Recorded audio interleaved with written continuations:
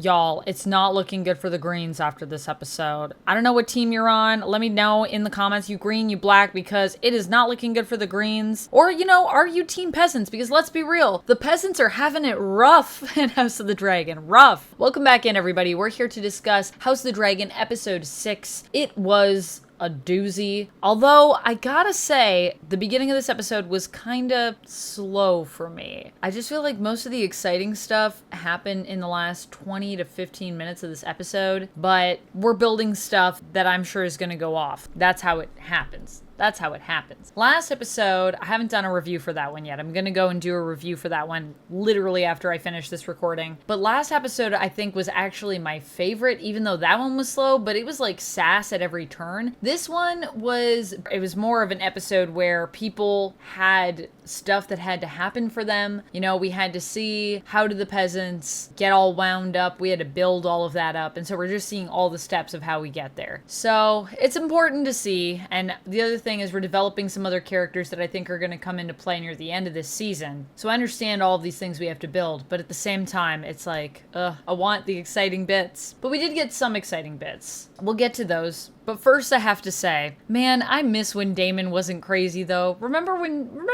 the good old days? Remember Daemon, season 1, early episodes, just this frightening man that was not afraid to fight anything. And now he is like, I don't know, he's like wrestling his personal demons over in Harrenhal. And while initially I was kind of here for this, at this point I'm like, look, I get it. Daemon's going through some stuff. When will he ever get to fight again?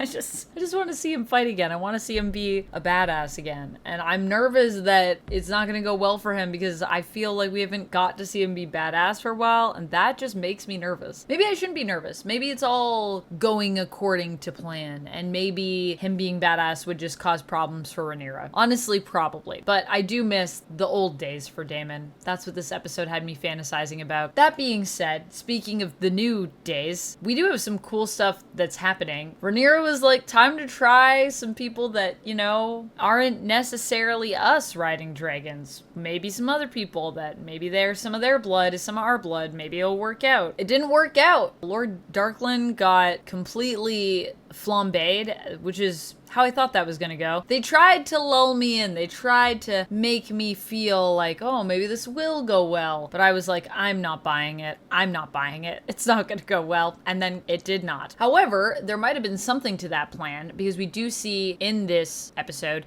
Seasmoke does get a new rider. And I'm so excited that it is the bastard children of Corlys because honestly, I find them really interesting and I want to know more about them. And I'm hoping that's what's gonna happen. And I'm very glad to see that one of them gets Seasmoke. They're just going to be brought into this. What will their role be? Hopefully something really cool.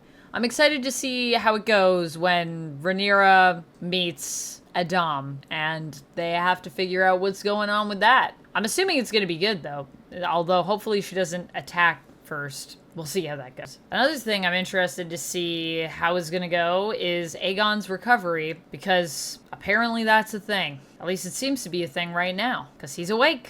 Also, Aemond visiting him and just being obviously concerned that Aegon's going to spill the beans and be like, yeah, he shot dragonfire at me.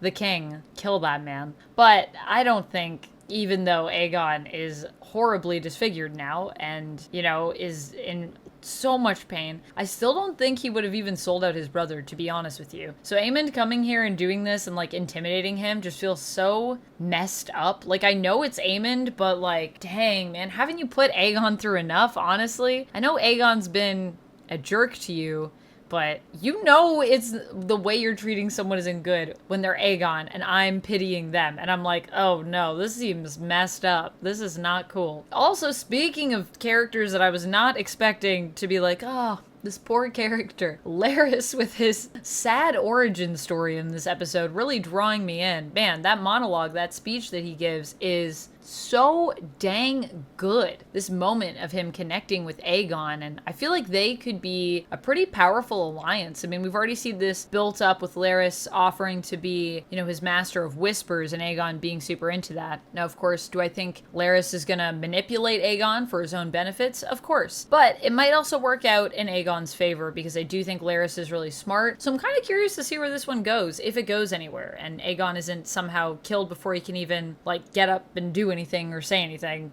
We'll have to wait and see, I guess. Prince Rhaena is also got an interesting thing going on. This is another little bit of a slow burn story. She's obviously off watching the princes, and she's in the Eyrie, and she finds out that there's a dragon there that's leaving scorch marks all over the place. And it's probably a pretty big dragon.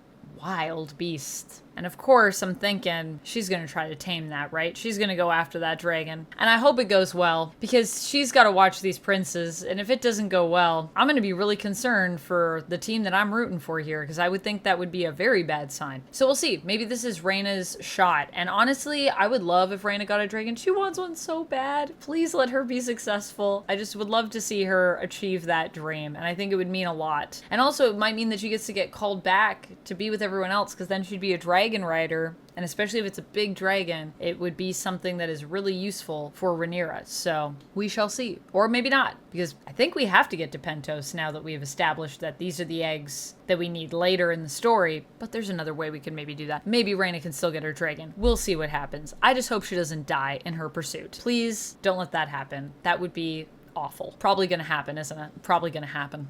I just said it would be awful. Probably gonna happen. And the plot thickens when it comes to just crazy stuff that was set up this episode. So you remember I was talking about the peasants, and of course we had that plot of the White Worm and Rhaenyra to stir up some drama from the inside of King's Landing and make people question their rulers, which honestly, not too hard to do. I feel like these people are starving. They're locked in here. It's just not a good time for them. And so we see the people stirred up a bit. They send some food to them to help them out. They make sure they know it's from Rhaenyra. And these people are ready to be a bit rebellious against their royals. And they outright attack Alicent and Helena, and it escalates to the point that they have to, well, Alicent, her arm gets cut. They like barely just get away. There are knights getting bashed in, getting attacked. Dang.